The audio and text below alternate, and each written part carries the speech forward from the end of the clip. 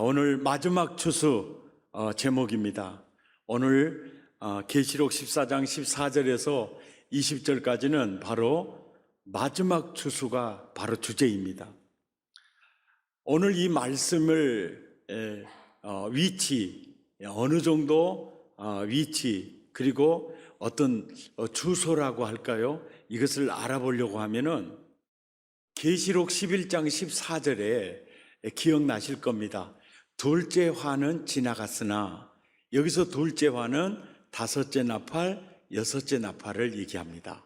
그리고 이제 셋째 화가 속히 이르는도다. 이 셋째 화가 바로 그 다음 절에 있게 될 일곱째 천사가 나팔을 불매. 이것이 왜 셋째 화가 되느냐? 그러면 바로 일곱째 천사가 나팔을 불매, 여기에 대해서는 굉장히 그 중요한 의미가 엄청나게 이 안에 많이 들었어요. 호령과 천사장의 나팔로 우리가 호련히 부활하게 되죠. 그리고 마지막 나팔에 우리 주님이 오시게 되죠. 그러니까 예수님 재림과 우리들이 구름 속으로 끌려 올라가는 것과 이런 놀라운 구원의 완성되는 시점이 일곱 번째 천사가 나팔을 불 때 일어나고요. 그리고 동시에 그리스도 밖에 있는 자들에게는 영원한 이제 심판, 재앙이 완성이 되는 겁니다. 그러니까 일곱째 천사가 나팔을 불매 할 때 구원의 완성이 이루어지고 재앙이 완성이 이루어지고, 그리고 15절 다음에 이제 계시록 12장부터 나오거든요. 계시록 12장에는 무엇이 등장하느냐? 바로 용이 등장을 하죠. 그리고 계시록 13장에는 바다에서 나온 짐승 적그리스도가 출현을 하고, 13장 11절에는 땅에서 나온 짐승 거짓 선지자가 출현을 해요. 그리고 14장에서 이제 짐승의 표를 받은 자, 그러니까 짐승 하면 용, 바다에서 나온 짐승, 땅에서 나온 짐승, 직역하면 사탄, 적그리스도, 거짓 선지자, 이것을 짐승의 수, 짐승의 이름 666, 이해가 되시죠? 이들에 의해서 이들과 하나 된 자들, 이들과 하나 된 자들, 이들을 따르는 자들, 바로 이들이 누구냐면 재앙받을 대상을 12장, 13장, 14장에서 보여주는 겁니다. 오늘 14절에서부터 20절까지는 이제 그 시대가 끝이 나고 이제 마지막 추수 단계를 말씀하고 있습니다. 마지막 추수 단계를 말씀하고 있는데요. 14절에서 이 추수가 이루어지는데, 추수를 하는 질이, 추수를 하는 대상이 두 종류예요. 먼저 추수는 그리스도 안에 있는 자들 추수입니다. 이 추수는 구원의 추수예요. 그리고 나중에 후반부는 이제 심판의 추수입니다. 그리스도 밖에 있는 자들의 추수를 말씀하고 있어요. 이 말씀을 조금 더 쉽게 이해하기 위해서 마태복음 13장 24절에서 26절에 보면 예수님의 비유 가운데 이런 비유가 있어요. 어떤 비유가 있습니까? 곡식 가운데 가라지를 원수가 덧뿌리고 갔어요. 그래서 싹이 나고 결실할 때 보니까 가라지도 보이는 거죠. 그러니까 이 세상은 두 종류예요. 좋은 곡식 그룹, 가라지 그룹. 그러면 좋은 곡식 그룹과 가라지 그룹이 공존하고 있어요. 그러니까 집 주인의 종들이 와서 물어요. 주여, 밭에 좋은 씨를 뿌리지 아니하였습니까? 하나님이 당신의 형상대로 인간을 지었지 않습니까? 그런데 가라지가 어디서 생겼습니까? 이렇게 말하니까 28절에 원수가 이렇게 하였구나 그러잖아요. 이 원수가 이렇게 하였구나. 그러니까 그러면 가서 뽑아야죠. 우리가 가서 이것을 주님 뽑기를 원하십니까? 하니까 29절에 그러는 거예요. 가만두어라. 가라지를 뽑다가 곡식까지 뽑을까 염려가 된다. 그러면서 둘 다 언제까지 두라고 합니까? 예? 추수 때까지 함께 자라게 두라. 여기서 말하는 이 추수 때가 바로 일곱 대접을 바로 앞두고 말씀하시는 지금 이 부분이에요. 이 부분. 이 마지막 추수 때까지 자라게 두라. 그리고요, 이제 추수를 할 때 이 추수하는 대상이 두 종류인 거 알 수 있죠. 가라지를 먼저 거두어 불사르게 단으로 묶고, 일단 묶어 놓고 그 다음에 곡식은 모아 먼저 내 곡간에 넣으라 이거예요. 그러니까 두 가지죠. 그리스도 밖에 있는 가라지 추수도 있고 또 그리스도 안에 있는 좋은 곡식 추수가 있어요.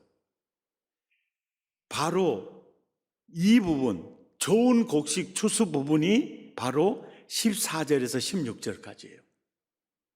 함께 읽죠. 시작. 또 내가 보니 흰 구름이 있고 구름 위에 누가 있어요? 인자와 같은 이가 누굴까요? 예수님이에요. 예수님. 그리고 15절에 보니까 누가요? 다른 천사가 성전으로부터 나와서 구름 위에 앉은 이를 향하여 큰 음성으로 외쳐 이르되 당신의 낯을 휘둘러 거두소서. 천사가 예수님에게 당신의 낯을 휘둘러 거두소서 그러면서 땅의 곡식이 다 익어 거둘 때가 이르렀습니다. 이렇게 얘기를 하죠. 여기서 천사는 누구 말을 전달하는 천사냐면 성부 하나님의 메시지를 전달하는 천사예요. 그러니까 성부 하나님이 심부름으로 가서 이제 인자 같은 이에게 말해라. 그럴 때 그 천사가 이러는 거예요. 당신의 낯을 휘둘러 거두소서. 땅의 곡식이 다 익어 이제 때가 이르렀습니다. 하니까 16절에 구름 위에 앉으시니가 낯을 땅에 휘두르매 땅의 곡식이 거두어지니라. 이 추수는 그리스도 안에 있는 좋은 곡식 추수예요. 아멘이죠. 그리고 17절부터는 이제 가라지, 그리스도 밖에 있는 자들의 이 추수입니다. 이 17절에서 20절까지 이해를 돕기 위해서 또 복음서의 메시지가 그대로 이루어진 현장이 이 부분이기 때문에 먼저 말씀을 드리면 요한복음 15장 4절에 예수님이 그러죠. 내 안에 거하라 나도 너희 안에 거하리라. 이 말이 뭔 말입니까? 그리스도와 접붙임이죠. 그리스도와 하나됨이죠. 성경은 이것을 믿음이라고 그럽니다. 그런데 6절에 이제 내 안에 거하라는 복음을 거부한 무리들은 사람이 내 안에 거하지 아니하면 내 안에 거하지 않는 그리스도를 거부한 그리스도 밖에 있는 자들은 밖에 버려져 마르나니 사람들이 그것을 모아다가 어쩝니까? 불에 던져 사르느니라. 이것이 심판의 추수예요. 이게 심판의 추수입니다. 그리스도 밖에 있는 자들의 그 심판의 추수예요. 그 불에 던져둬서 사르느니라. 이 말씀이 그대로 이루어지는 현장이 17절에서 20절까지예요. 다른 천사가 하늘에 있는 성전에서 나오는데 역시 예리한 낫을 가졌더라. 여기서 차이점 하나를 발견할 수 있는 것이요. 좋은 곡식, 그리스도 안에 있는 자, 구원의 추수를 할 때는 누가 낫을 가지고 있죠? 예수님이 낫을 가지고 있어요. 그리고 예수님이 친히 거두십니다. 그런데 그리스도 밖에 있는 자들을 심판하는 추수를 할 때는요, 천사가 하는 걸 볼 수가 있어요. 그리고 18절에 예리한 낫을 휘둘러 땅에 포도송이를 거두라. 그 포도가 이제 익었느니라. 19절 천사가 낫을 땅에 휘둘러 땅에 포도를 거두어 하나님의 진노에 큰 포도주들에 던지니까요, 성 밖에서 틀이 밟히니 틀에서 막 피가 나는데 말 굴레까지 그 흐르는 피가 닿았고 1600 스타디온에 그 피가 퍼졌더라. 이 말이 뭐냐면은 이 묵시문학에서 특히 요한계시록에서는 숫자로 의미를 전달하는 메시지가 많이 있어요. 14만 4천은 구약교회 12지파, 신약교회 12사도 곱하면 144잖아요. 거기에다가 셀 수 없는 물이다. 그래서 1000을 곱해서 14만 4천. 그러니까 14만 4천 하면 그리스도 안에 있는 총수, 바로 완성된 성전. 이해가 되시죠? 그게 이제 14만 4천의 의미이고요. 여기 1600 스타디움이라는 말은 어떻게 1600이 나오냐면요, 동, 서, 남, 북, 사방, 이게 사예요.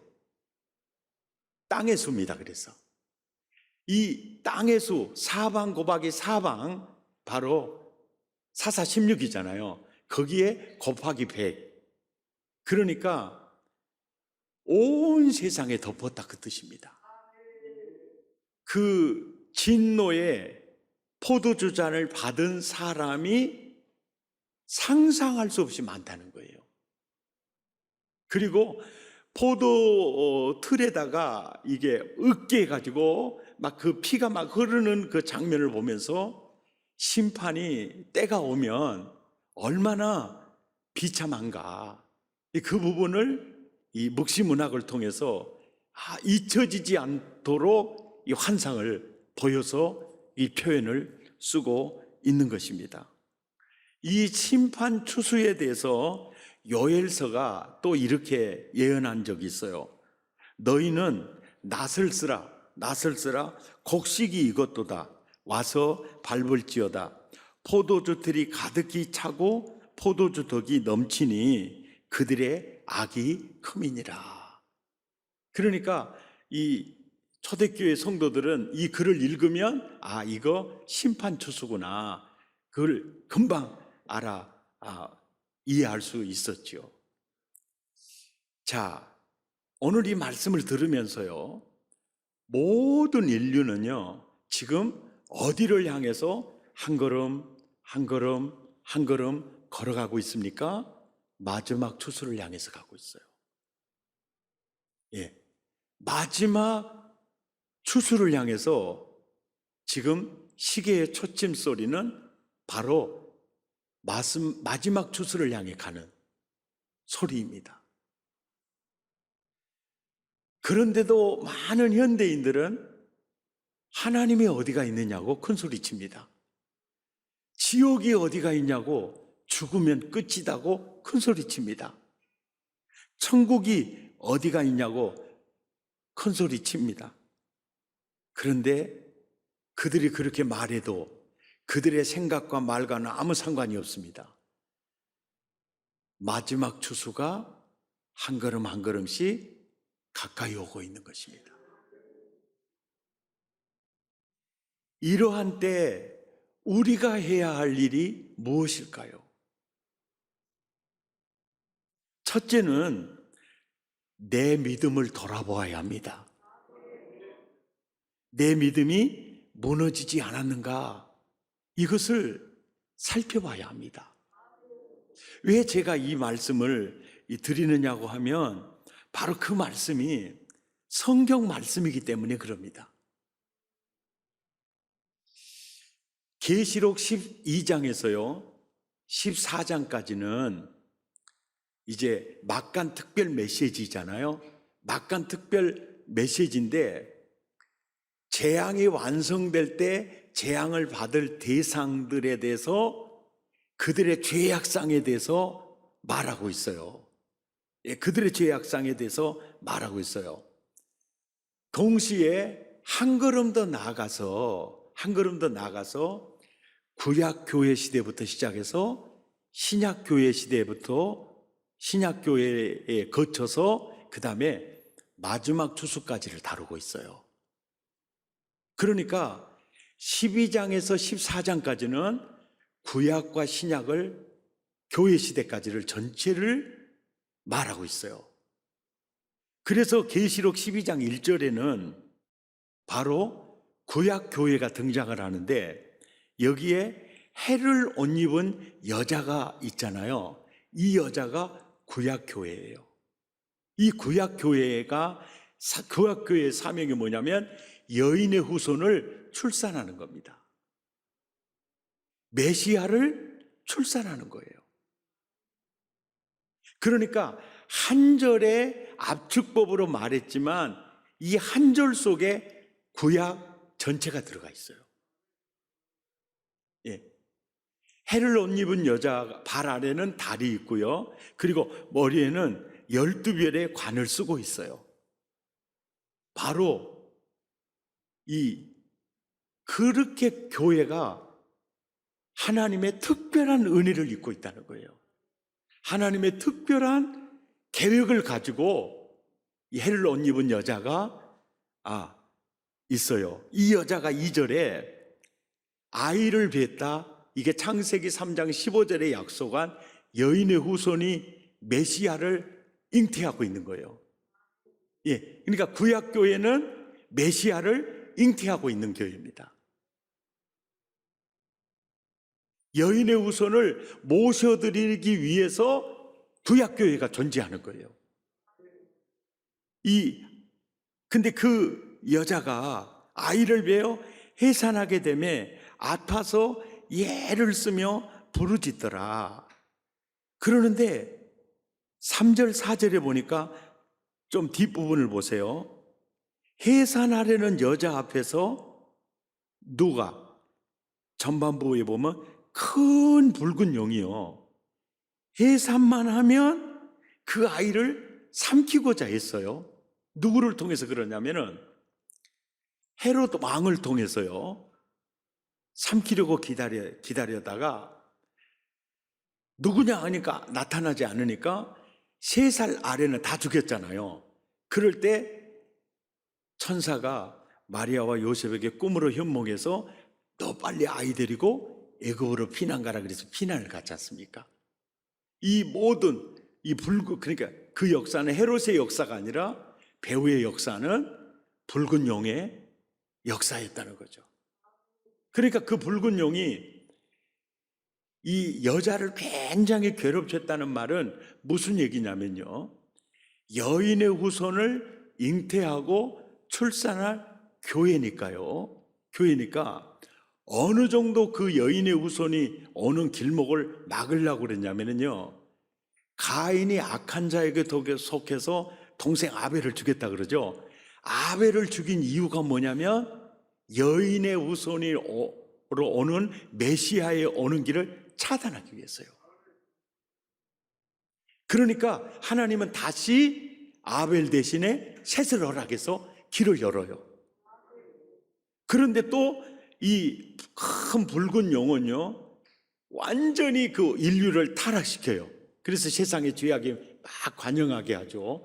그럴 때 다시 그 여인의 우선이 오는 길목을 노아의 가족을 통해서 이루어가요. 그리고 또 11장에서는 막 바벨탑 사건을 통해서 하나님께 막 심판을 쌓아가지고 막 멸망하도록 그렇게 또 막 역사를 해 가면서 사실은 메시아가 어느 순간까지 구약교회는 순탄하지 않았어요. 이것을 보면서 심판을 받아 붉은 용, 마땅하다는 거예요. 마땅하다. 구약교회가 이렇게 아주 힘들었어요. 근데 5절에 드디어 이제 구약교회가 여자가 아들을 낳았습니다. 그래서 이제 신약이 펼쳐져요. 그 아들을 낳았는데 이 아들이 바로 뭐냐? 만왕의 왕이요, 만주의 주요, 철장으로 만국을 다스릴 남자라. 그가 이 땅에 와서 우리의 죄를 대신 지고 골고다 십자가에 오르셔서 구속하세요. 그리고 사흘 만에 부활하십니다. 그리고 구름을 타고 승천하셔서 보좌에 앉아 있었죠. 그러니까 5절 한 절이 바로 그 엄청난 역사가, 예수님의 그 복음서의 역사가 다 들어있는 거예요. 성경은 항상 압축법을 써요. 예, 다 이제 들어있는 겁니다.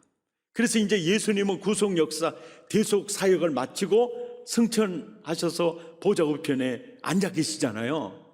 앉아 계시는데 13절에 보니까 용이 등장을 하죠. 용이 등장을 하는데 남자를 낳은, 메시아를 낳은 여자를 이제 용이 굉장히 이제 박해를 하기 시작하죠. 예, 이것이 바로 사도행전의 박해입니다. 박해. 야고보를 순교시키고 베드로를 옥에 갇히고 스데반을 이렇게 순교하고, 이 모든 이 박해가 이제 시작이 되는데, 그 박해가 중세를 지나 나중에 지금까지도 이 박해는 계속되고 있어요. 예. 우리는 참 이렇게 편하게 예배드리면서 지낼 수 있지만 북한 교회는 이게 불가능하죠. 그리고 저 중동에 있는 데는 목숨 걸고 일을 해야 돼요. 지금 이런 상태가 계속돼. 이게 바로 교회 시대예요. 교회 시대. 이해가 되시면 아멘 하십시다. 예. 그러면서 14절에 그 여자가 큰 독수리의 두 날개를 받아 광학야 자기 곳으로 날아가 거기서 뱀의 낯을 피하여 한때와 두때와 반때를 양육받았다. 그래서 바로 교회 시대가요, 한때와 두때와 반때를 얘기하고 있어요. 15절에 여자의 뒤에서 뱀이 그 입으로 물을 강같이 토하여 여자, 교회를 문에 떠내려 가게 하려 하되, 이 역사는요 지금도 계속됩니다. 지금 대한민국 사람들은요 교회 하면 코로나 감염시키는 곳으로 그렇게 이미지가 메이킹이 돼 있어요. 이게 뭐냐? 바로 용이 666이 교회를 침몰시켜 버리려고 하는 거예요. 이 작업이에요. 지금도 이렇게 역사하고 있어요. 코로나19 때문에 연약한 믿음을 가진 자들이요, 믿음에서 떠난 이들이요, 얼마나 될 것 같아요. 이것이 다 물로 이렇게 떠내려 가게 하려는 666의 역사들이에요. 그러니까 마지막 추수를 향해 한 걸음 한 걸음 걸어가는 시계의 초침 소리가 바로 마지막 추수를 향해 가고 있는 이 시점에 내가 해야 할 일은 내 믿음을 돌아보는 일이라는 거죠. 내 믿음이 혹시 무너지지 않았는가? 나도 모르는 사이에 마음으로부터 하나님을 떠나지는 않았는가? 내 안에 정말 예수님이 살아계시는가? 내가 믿음 안에 있는가? 내 믿음이 무너지지 않았는가?